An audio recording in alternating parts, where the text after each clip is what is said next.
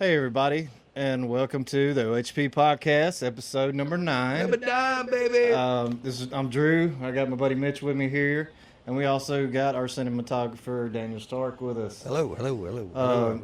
We're here on this episode to talk about the movie that was made somewhere around 2021 that Daniel was first a part of in the movie, of course. The first movie that Open Heart Productions ever did. Right. And anyways, what we're going to do is see what Daniel's take on everything was, and I'm sure Mitch has some questions for him.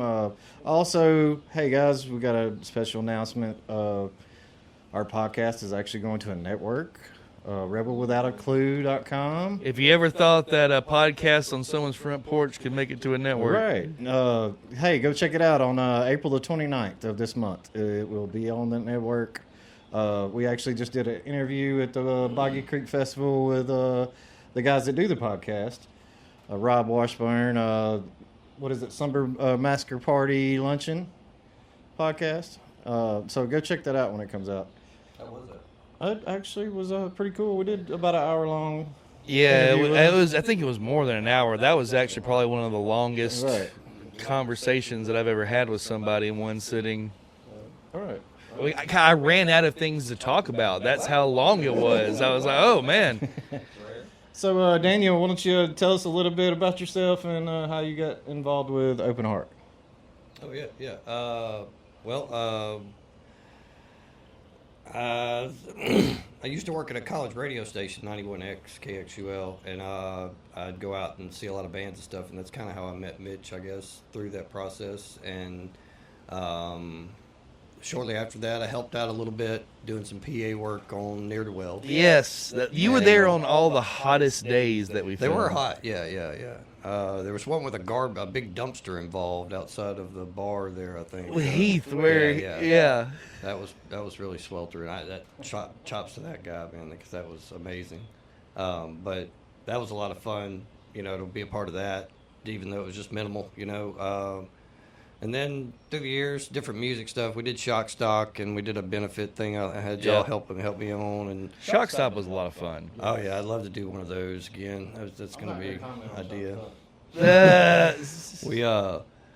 We rolled through that though, and we ended up working together at the TV station. At the TV station, and that's kind of where Unknown Strangers started. Was at the TV station. Yeah, because unbeknownst to me, y'all had been working on everything, Sharky and you. Well, me and Sharky, we had been doing the Rednecks for Hire show together. Right. And after that ended in 2019, the pandemic happened in 2020, and I guess like the thing that the pandemic actually, I know a lot of people suffered and it was terrible. But I'm not going to lie to you, the pandemic was exactly what I needed at that point in time in my life. Because I was burnt out after the Rednecks for Hire show. As far as, I had no drive to do anything, and then the worst part was I had no ideas. I had nothing creative, churning in my. And you know me, not being driven to do something and not thinking creatively. That's just kind of like what I do. Yeah, it's your bag. And so that was the first time that I was just like, man, I don't want to do music. I don't want to do movies. I don't want to do anything. It's like that Sublime song. Yeah. And Sharky came to me at the end of 2020, around October. And I mentioned this before. There's so many times that people pitch ideas for movies to us all the time, no matter where we go. Right. And my response to anybody, anytime they pitch me an idea, is, yeah, man, write a script. And if the script is good, we'll see what we can do. Shoot a scene, write a script, do something. And Sharky was the very first person that I ever said that to. And then, in October, he came to me and said, hey, man, I'm almost done with that script I was telling you about. You're doing that? And he's like, yeah, I got some ideas. I want to tell you about some kills. And he pitched it. It's a cannibalistic serial killer adapting to life in the zombie apocalypse. But we never see the zombies. It's all in sound and walking by the camera. It's a hard sell. But I loved it. I love it too, and I still do to this day, because when y'all had worked that much out, I just remember I was at work one evening, I guess. Maybe it was morning. It had to be morning if we were there. And and y'all came in and asked me to shoot, and I looked up and I was just like a short film, and No, a full length. Sharky was like, no, it's a feature, and I was like, you got to be out of your mind. Yeah. You got a job, kids, bills, and cars, and Well, see, because that was the thing. It's Whenever Sharky came to me with the script by the end of 2020, not only did he come to me with the script, he said that the idea of making this movie was on his bucket list. Right. He had a bucket list for things that he wanted to accomplish by the time he was 40. Right. And writing and directing a movie was on that list, and he was turning 40 that year. Yes. And so he's like, I got the script, and I have my life savings and some other stuff I've worked out. I got about $25,000. Let's do this. And whenever he handed me a script and said I can get 25 together, I was all in. I was like, yes, let's do it. Let's do. And then we talked about crew and everybody, and we talked about who we wanted to shoot it. He was actually the one that was like, well, Daniel's up there in his office right now. He's my number one pick of who I would want to shoot the movie and be the cinematographer.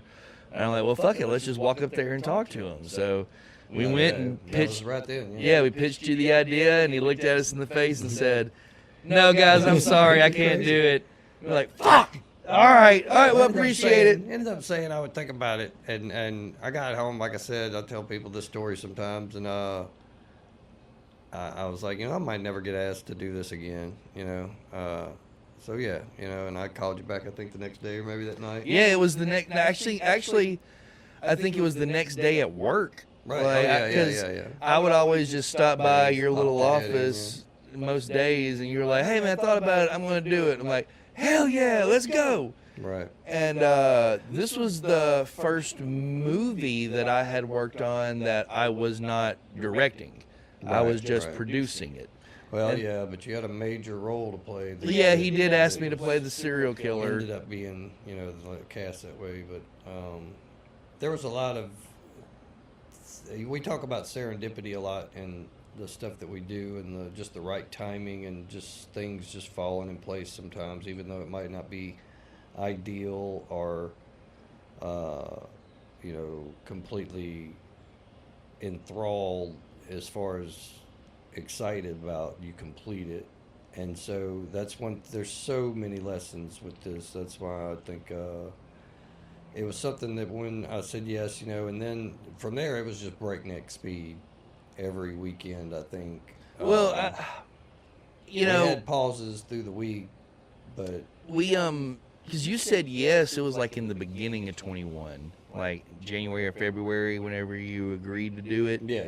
And we didn't shoot until September. Yeah. So we had it was There was movement there. Yeah, it was like 7 months of pre-production leading up to it. And I will say this, Sharky was awesome during pre-production. The money came in, and he immediately started buying props and costumes. Me and him went up to the airport and then the Chenault Aviation Museum. And I remember sitting down with the Chenault Aviation people and pitching them the idea of letting us use all their stuff. And they were all super cool about it until insurance got brought up. And I was like, well, we can't afford insurance, but we can sign documents saying that if anything happens to us while we're here, we promise not to sue you. Oh, yeah. And so they accepted that. Their lawyer accepted that. That's a game changer. And then pretty much after that, we had full reign. They were very, very generous with the time and the exposure and the access. I really enjoyed the whole aspects of that, because it was my first movie. I'd made a short film with my son before for his for some stuff, and I'd done some other little shorts in college and stuff, but this was my first feature for sure, and on a camera that I just had maybe just a month. bought. Yeah, it was maybe a month with, but it was that we still use to this day. Yeah, it's still around. It's probably going to be one of the BTS ones this time around coming up, but Yeah. We moved on. Yeah, We evolved. They step down as their years move on. You know, and they retire them to the little open heart graveyard for the cameras, and We'll put it in the Open Heart Museum. So, as far as your experience together, what did you learn as a team, being your first movie together? well, I had watched Mitch act before, and so I was familiar with that, and just a loose production process, you know, as far as you know what it is, and I wasn't for sure he was talking about Sharky's production as far as handling the pre-production. The production, to me, I mean, I across the board, he was always problem solving in some capacity and helping, and he was great. He actually paid a good number of people that surprised me as far as that level of. I would like it's a goal of mine really to be able to facilitate things in that manner, in that way, and so there was a lot of legitimate stuff like that that honestly is stuff that I'm still learning about, you know, and so that whole shooting process being the way it was my first exposure to anything outside of. I've been on a couple of film sets. I'd done some PA stuff in a couple of movies locally. One in Columbia there with the chick from it's called Finding Normal, I think. It's the chick from Full House. Yeah. I was a PA Yes. there for 6 days or so, and then a movie thing, Monroe. It was one of the R one of the R squared. Square productions, Yeah. one around Neville High School. I was there for a day or two, just because. I think that was Desire of the Hearts. If I don't know why, I think the reason I remember that is because Parker Dash from Ne'er Do Wells was in that. I movie believe he too. was, yeah. Yeah. And then I'd done some stuff in Shreveport, just briefly, and visited some sets and stuff, and got to see that and everything, and watch a lot of YouTube videos, you know, that kind of stuff. But then from there, and I was shooting commercials really, you know, for the last, you know, for that years or whatever. That was about 6 years, I guess, of shooting local commercials and stuff, and had to do things at a TV station. When you shoot commercials, a lot of times you might be a one-man band, so you might have a light or two in the car, you might have a different lens or something like that, but generally you got an hour to get inside this business, shoot the commercial and get the hell out of there. Get out and not interfere with their business and not, you know, make people nervous about going in there. So it's the only way I kind of knew to approach it was that manner, which was beneficial because we kind of moved pretty fast through scenes and stuff, which we had to. But Do you want to know my favorite part about that?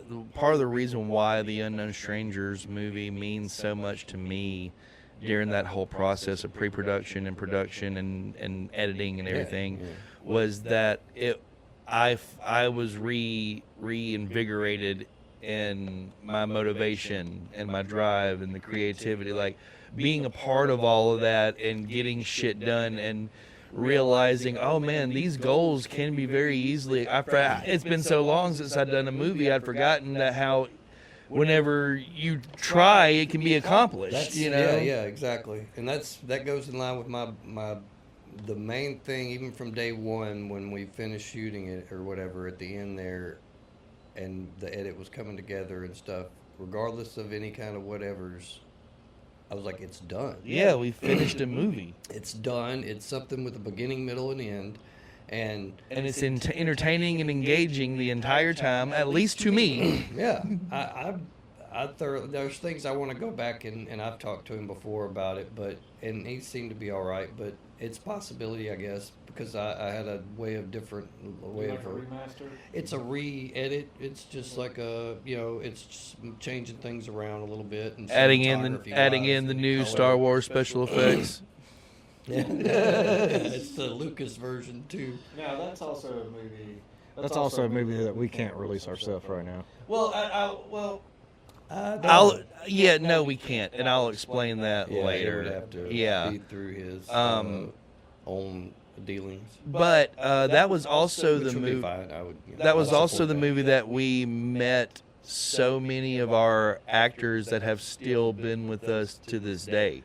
The core of just like you were saying, the core of the getting it done that was the big spark. If somebody were in the woods with embers and rubbing sticks together, and so that was the big spark for Open Heart and the Bogman and everything Yeah. else that followed. Because we were talking about Bogman before before Unknown Strangers was finished. It was lingo, I guess, in y'all's, and I would hear it, but I found out more about it later. But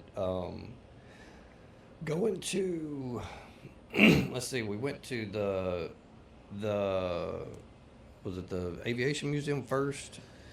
I don't know. Didn't we get to Columbia or? No, I honestly think that we did the Columbia stuff that was first, yeah. I think we did the Columbia and all the stuff over at Chris Galvin's trailer and at Ringo's house Right. in Balkanville. Yeah. I think we did all of that stuff first, and I think all the aviation stuff was like the last 3 or 4 learned weekends. so much. That's my big. People ask me sometimes what's my favorite out of the movies we've made so far and stuff, and I don't. I mean, I love them all in that sense that they're all finished and completed, and we're getting to make the next one. And it's the chase for that. That's my fun, is making the next one, kind of thing. And don't get me wrong, I enjoy them, but it's what did I learn in that time frame, or what did I experience in that time frame? Because each one's a little different. Infinity gem in a glove, You know what it kind of feels like? Like Unknown Strangers kind of felt like.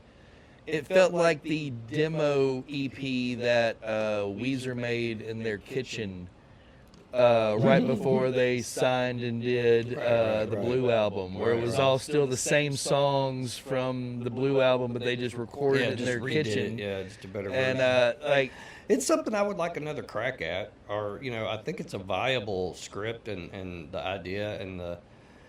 I think you. I don't know. I've always been a big fan of once the art is done, it's done. Let it lie. Well, let it speak for itself. I'm not saying like a remaster, or so, I mean like a re-storytelling. I'm just like a different cut, I guess, is what I have in mind for it. Yeah. And it would be something that we've talked about that would be potentially interesting, but it would be a long way off. But I like how it is. There's certain things that there's so much. That's why I love it, because I learned so much in such a little time.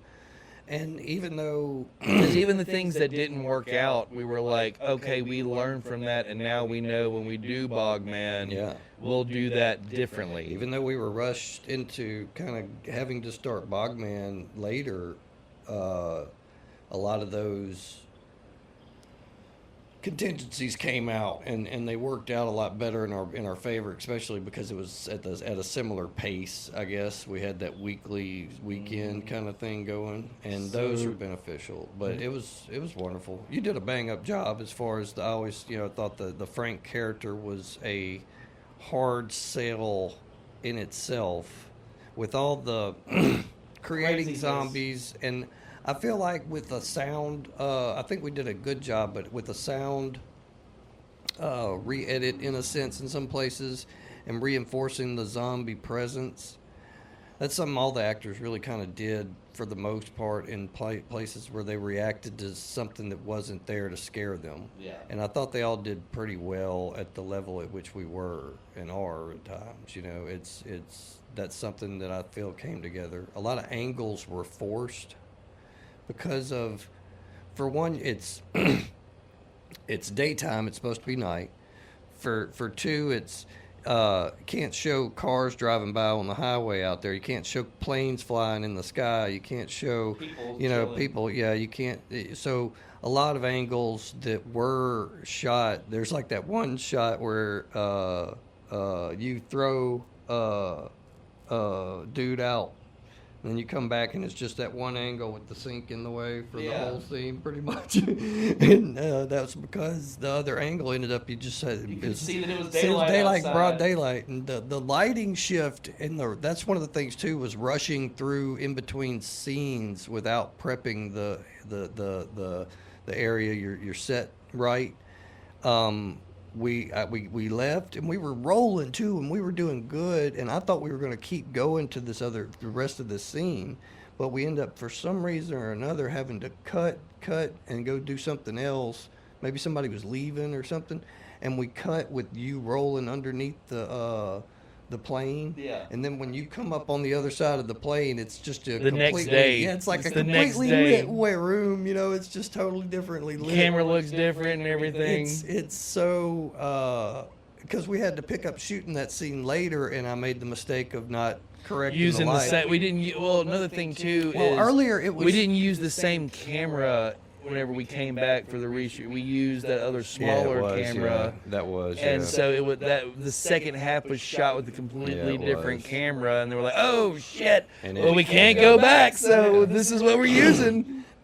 That's why I think in some ways it could ultimately kind of be a fortuitous thing, but a lot of learning. So a lot did you of learning. ever think or have any idea that you'd be where we are now? No. I mean, not in reality and stuff. The only way that we've really gotten where we are now, I think, and I'm not really even quite sure at where that is, but is because we usually look when we're not really working at the moment. We're looking at the horizon as it gets closer. We're never not And doing nothing. when it gets closer, it's almost like I equate it to Mario, the way the screen forces him along, you know, and he just has to deal with it at that moment and just do the best thing and hit the, you know, a lot of games too, you know, Double Dragon, whatever, Contra, yeah. Those that style of stuff. So we accomplish like many goals, and you don't really know how far you've come until you maybe get a chance to look back. You know, so not really, but I'm glad that we're still doing what we That we're started still relevant. out. And once you do the impossible in a lot of senses, or whatever, what you deem impossible in a lot of ways, or improbable, or whatever, then you know, it's a little easier to do it again, you know. Now, Sea of Madness was harder in a lot of ways, in different ways, but than Bogman, and just as Bogman was harder than the effort maybe is what it is, but somewhere that balances out, you know. It's like I've watched a lot of interviews with well-known filmmakers and cinematographers, Deakins and De Palma and things of that nature, and Raimi, of course, and it's funny when you're watching something and at just the level we're at, you're concerned about something so much, and you watch a video of one of them talking about the exact same thing and how they just don't care. Yeah. And you're just like, oh, that's so awesome. What I like about it once I started doing this with you guys is now that I watch any show or any movie, anytime they fuck up, I've noticed it. I know. Like, Yeah. it's just like it's there now. Well, that becomes an art in and of itself. Yeah, because it does then- pull back the fourth then wall. in a lot of ways, you can look at the stuff the way we progressed, and it has improved. But is it so much that we're not having the F-ups, or we're just not catching them fucking up as much? You know what Or I'm do we saying? just no longer care about the Right, fuck ups? right, Because yeah. I feel like we definitely fall into the not care anymore. I think there are times that people, especially Jeff comes up to me so much in the continuity film, king. and he's asking me these continuity questions, and he asks me these things, and I'm like, you can ask it. I was like, Jeff, shut the fuck up. We're just shooting the scene, dude. Stop asking these questions. The stuff involved. Let's see who we had. Now that was the first movie that we had Ben, Chrissy, Ben, Chrissy, the incomparable Marcus. Marcus. This was that. Listen, Marcus Allen. Marcus's performance on Unknown Strangers may be the best acting performance that he's done in any of the movies. That core center part with the scenes in When he's between, losing his mind in the. that's a I- good scene. It was pretty awesome. I did. Like, I love him as Mayor Rafferty. He does some great yeah, stuff. And in the 1800s Mayor, I think that might be my second favorite performance of him is Susie Joe Rafferty Mayor. But to me, like, I remember, because like the thing about Marcus is Well, Unknown Strangers was. Go ahead. Sorry. Go ahead. like he, besides from like a commercial with you. Yeah. He had not done any No. acting. He hadn't done plays. Most all the other actors came from Strauss Theater, Yeah, so yeah. everybody had a certain amount of many years of acting experience. and Marcus came in as a dark horse. Jim that had done Yeah, I had to nothing, kind of and convince Sharky to go with him because we had talked about him for he one role. wanted that character to be a Latino gentleman, Right, that's what it was. Yeah, we just couldn't find anyone. and we couldn't find in one. the timing that we had. Yeah, A lot of that cast was kind of assembled in a not a panic or anything, but they had some last minute changes like that because he had one fellow that was supposed to play that role. yes. He was talking to the gentleman that passed away here recently that did the voice of That's right, it was him. from King of the Hill. Yeah. I don't remember what his name was exactly, but Sharky had been talking to him about playing that character, and it just didn't work out with his schedule because Sharky had the money to pay him, and he was going to spend the money to get him, but it just didn't work out. Yeah. And then you were like, "Hey, well, what about my buddy Marcus?" Well, Marcus had, he came out and read some lines for the role that Ben ended up playing. Yeah, Jack Casey. He read. And Marcus did well, but y'all liked him more as the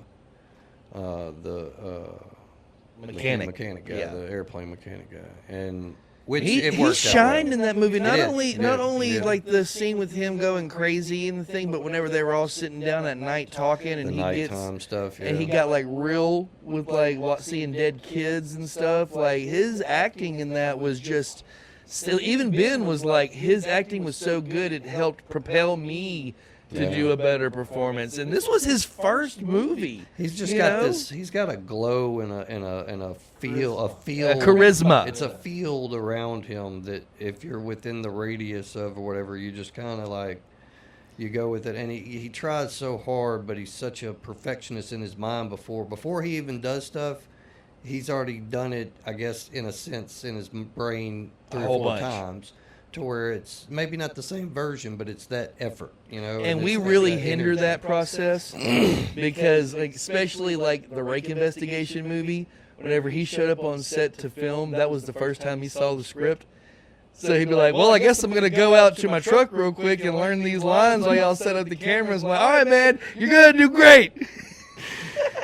Well, it's the lines are phenomenal as well. But for instance, shooting the scene where he loses it in the middle of unknown strangers, his character is trapped in a building with zombies outside and has been for a long time. So it's a little montage of him passing some time for a while and stuff. And he goes a little crazy and talks to himself a little bit and has multiple hymns and that he reflects with and parties with and he pulled that off. But when the multiple thing wasn't necessarily in the script. We were shooting that, and we got in a thing to where we had a shot, and I saw him in a chair, and there was a line of chairs. It was a couple of chairs that came out of the plane that we have that were sitting next to each other, and they were in pairs. And so we kind of like shifted them away to where they were in a staggered line, so you could see each person in each one and crop them out and later. And so when we started to do that, he was exhausted. We had been shooting in that hot, And it's hot. It was so hot in there. airplane hangar. We couldn't turn on the air conditioning. They had air conditioning. We Yeah, I just think he couldn't poured turn it a on. water. He chugged the water and poured a little bit over his head and stuff and was sitting in a chair, and he thought we were done. And he was like, "Oh, good." And I was like, "Hey, man. One more scene. I need like 5 more minutes with you. I need you to 5-10 more minutes." And he was like, like this. And I actually used that reaction in the edit later because I needed that position. And that was his real, Oh, I gotta keep filming. and so not 30 seconds later, though, dude, he's Energy's right bam, back up. right back He's in it, doing the going, ideas. going, just working. And he's giving you ideas the whole time. He's like, "Oh, I can do this. I can do Improving. this." Sometimes you got to try to turn the faucet off. Like, "All right, Marcus. All right, yeah, you already gave me 3 really good ideas. Stop giving me more." Right. Yeah. He was. Yeah. It was So, fun. That was as a far blast. as Unknown Strangers go, and being the first movie you guys did together, the stuff outside, Oh. that was so fun. The stuff near. is the there any kind of stuff. tips or anything you'd give upcoming filmmakers for their first time? Man, just plan.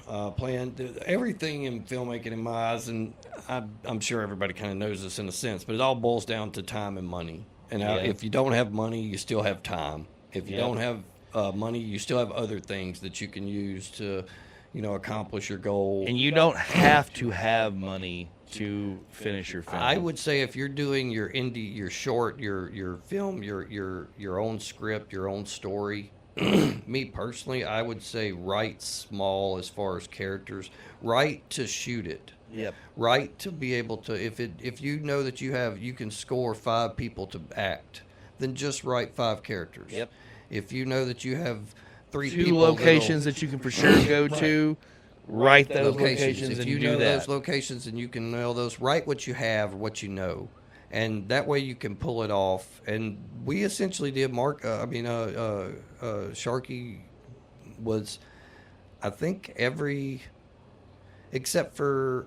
Well, no, we were able to pretty much nail down a good solid location that I enjoyed shooting at. Yeah. All those for Unknown Strangers. The police station in Yeah. Leesville. I mean, I think during pre-production and production itself, Sharky was an immaculate director. Like there was other duties that befell upon him at times and stuff that sometimes the slack. But we had a good cast that knew the script and.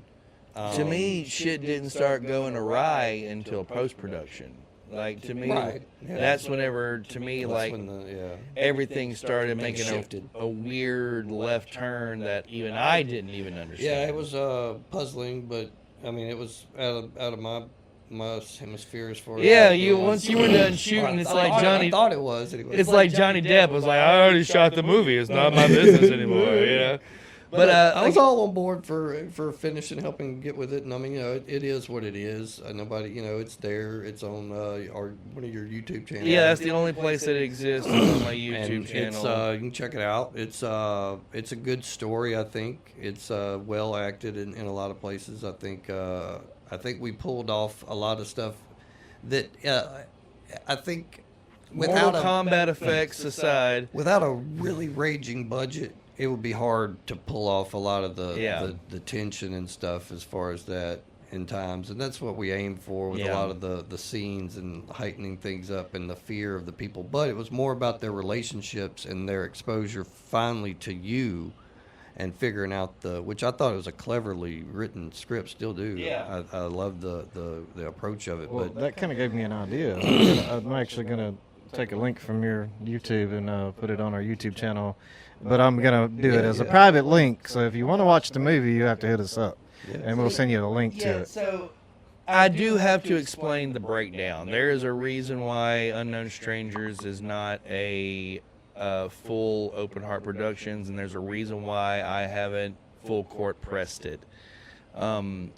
After we got done shooting, Sharky, the agreement that Sharky came to me during the shooting and said that his exact words were, I want to do a lion's share of the editing for this movie. I'm like, okay. And I was going to be doing all of the sound editing and Foley and all that stuff. And once we started looking at footage, we had made the decision that, okay, Sharky, you work on editing everything that's inside, and because of the sound issues, I'll edit everything that was outside. So y'all know me. Once I got footage, I get to work, and within 4 or 5 days, I had all the outside scenes shot.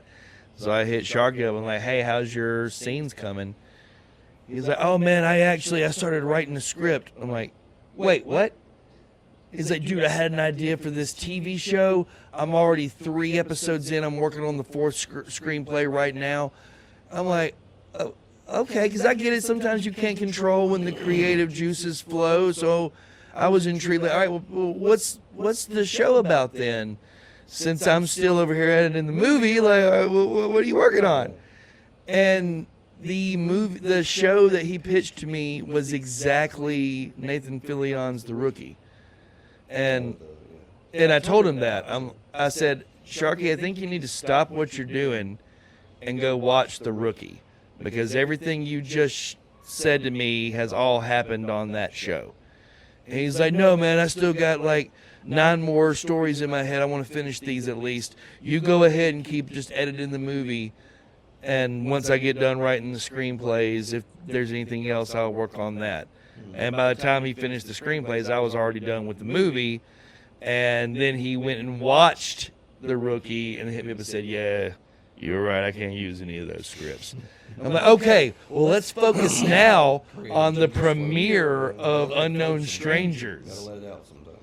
So we premiered it at Strauss Theater. Yeah. Had a decent turnout. Good little turnout. We Radio a little bit helped. we made some DVD copies of the movie, and this is where the first breakdown really started happening. I would sell DVDs, like especially when my band played or if I was out and about, and I would take the money and I would give it to Sharky. Now, I know that you understand this, especially whenever you're a young indie guy and you're out there grinding. Sometimes you bump into people that you think talking to them might help you further your career, your stance, your moment.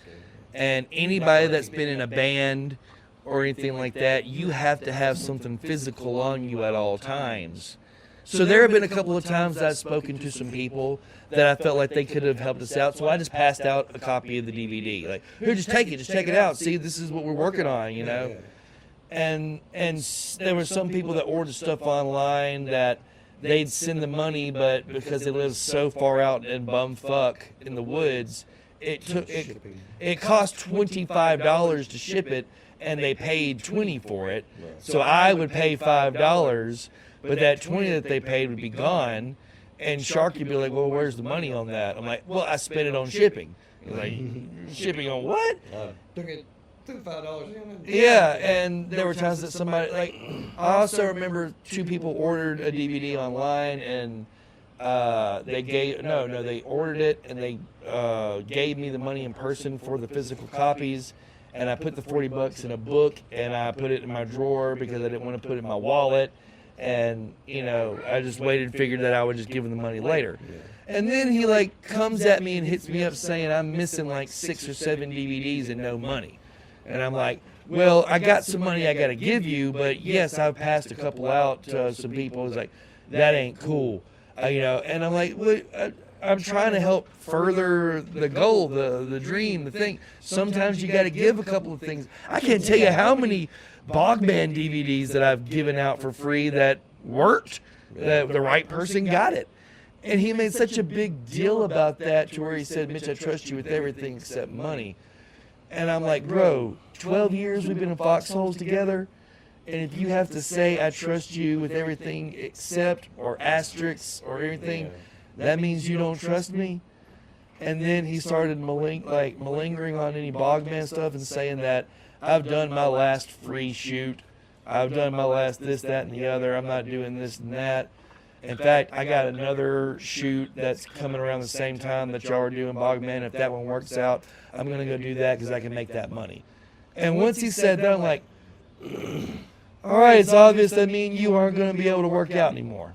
And that was pretty much kind of the way I left it. I gave him the money. I gave him the receipts for the DVDs that I'd shipped and everything. And I just was kind of like, I kind of think this is fucked up that this is the way that it is, but all right. And me and him have not really spoken ever since then. And the reason that Unknown Strangers is the movie that it is on the post side is because the way I looked at it and the way I conveyed it to him was, okay, Unknown Strangers is your movie. You wrote it, you directed it, you paid for it. This is your film. I am not going to try to make any money off of it. I am not going to try to exploit it in any kind of way. You take your movie and you go grind and make something happen for it. I'm going to do my movie Bogman, and I'm going to grind and go try to make something happen, and we'll see who does what with which. And when people, he had access to the footage and stuff too. As far yeah, as he has all the everything. footage and stuff. So, And when people ask me, "Well, why won't you release it?" It's because it's not my movie, yeah, and it's not my business.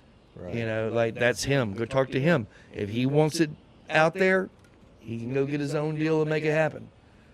Yeah, and I mean it's unfortunate. There's a lot of things like about that I wasn't really completely aware of at the time and stuff. But a lot of it, I don't. The time when we started before we shot Bogman, I guess Jacques and his kids were going to be involved in those roles. So the split happened, there's a lot of things that shifted, and they were, I think, by the time we had started shooting, I think they had already moved. Didn't he move to, or at least Jacques anyway? Did he move to Oklahoma or something like that?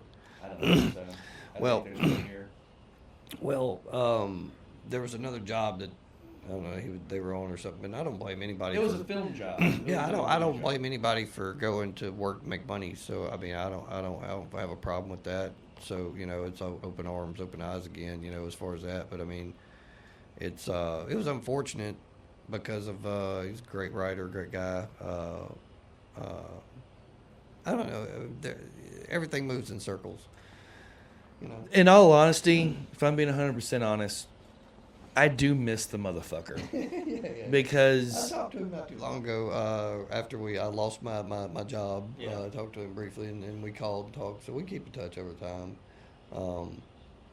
But it was a great experience that I'll always be grateful for as far as getting to do that. And where are we at now? Like he was saying, but like the one question you were saying though, like shoot write for what you could shoot, write for what your strengths. If you got a good solid actor, then just write him in different characters. Work it out, take and plan. And I tried really hard to get Sharky to come and do this. Like I reached out to him and asked him to do this, and he was just not interested. And like I said, it's a bummer because that dude really was my best friend for like 12 years. Like he was the dude that I kind of like how me and you are, Drew. Like we speak to each other every day. We hang out with each other every other day, every couple of days, or at least on weekends, And I think that's the thing that really to me hurts the most is at the end of the day, I'm always about the connection with the people that are in my orbit, and we had such a really good connection. I miss that connection a lot of the times, and who knows, maybe one day in the future, he'll be willing to, come to the table and we can talk and do something. I don't know, but hey, we still got a whole lot more fun to have. yeah, we got a whole lot of life left. I'm just saying. There's all kind of stuff, ideas, or that's the thing now. Like you were saying earlier, it's like I don't know. I don't find now. I'm not great ideas are great ideas, but ideas themselves aren't too hard to come together. Especially if you brainstorm with people and stuff. But some of them work out. In my eyes, like people always ask me like about trilogies or franchises and stuff like that. What's my favorite? And usually I'll answer with the order in which they came. I like 1, and then I like 2, and then I like 3. And I usually, and even in my head, I can't like them any other way because if without 1, you wouldn't have the precursor. Yeah. So it's like, and especially in a lot of ways. So with our films, one of the things the review guy said the other day was that each film is really different, and I was like, that's something that's really cool to me, is that they feel different to someone, and they can notice that, and even though we have a similarity with them all, It's a tying thing. So yeah, but Unknown kind of started a lot of that, and the cast was amazing. Getting to work with all those individuals, let's see, Chrissy was phenomenal. Ben, of course, really pulled off the character. That Mitch guy was just phenomenal. Yeah, actually, that was great. There's several scenes where you went full out Joker, and the camera was like, "Man, put me down. Just put me down, man." Actually, here's another little funny story. The actress that played Debbie, Megan, the blonde-haired girl, me and her were pretty like good friends, or affectionate acquaintances or whatever. And after the scene where I choked her to death and talked about eating her baby, she never looked at me the same ever again after that. Like trauma debt owed in some way from that. That was an intense scene there. The shooting of it, definitely. Who else? Marcus, of course. Eddie, we burned his eyes out. Well, yes, and that, God love him. He's an amazing actor and singer and entertainer and good person. He did freak out about the prosthetics. Makeup stuff, and that's something that you encounter in your first feature or your first short, regardless if you have makeup effect shots or you have that stuff, and you have to like do trials of that before you shoot it. Don't you work it out, because we didn't, and We did not do any makeup had test. the idea, and we kind of loosely tested it, putting on people's face and stuff like that, but they were okay. The actor at the time, he had I guess a claustrophobic kind of reaction. Yeah, the second that he could no longer see, he kind of just lost his mind. He had to put a plastic prosthetic kind of cover over his eyes, and he was just going to be on the floor, I think. But he reacted, and so we had to get that off and plan some other way. We had to, Bug's Life is a really cool movie. It's my favorite animated movie of all time, and Awesome. I didn't know that. Me either. only because it's just the one of them. I don't think there are any more Bug's Life. It's just Bug's Life. There's no more sequels. It's just, I love that about Bug's Life.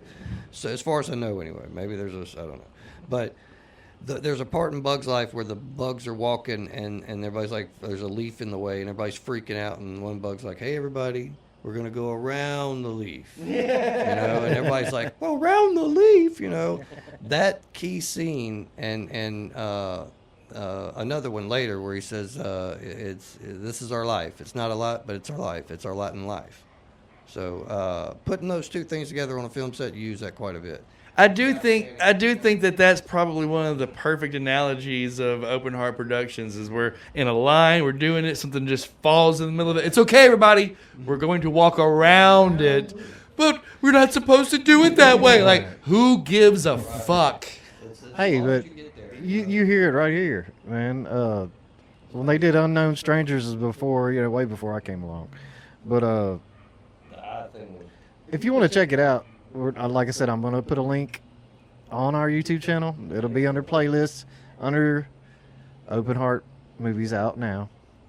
But it'll be a private link. So if you want to watch it, just hit us up on Messenger, on Facebook. You know what? We can make it public because it's public on my channel too.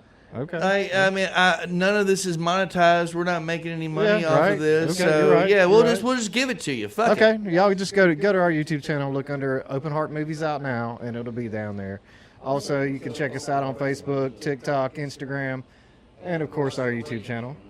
And you can also watch The Bogman, Sea of Madness, and The Rake. The Rake. They're all out right now. Most of them are on all your free platforms like the Tubi, the Gago, Fandango, the CW app, Amazon Prime, all that stuff. But hey, check us out. And the next episode, we got Benjamin Gross with us. And we might try to get Marcus. Yeah, of course. Yeah. So hey, see you next time.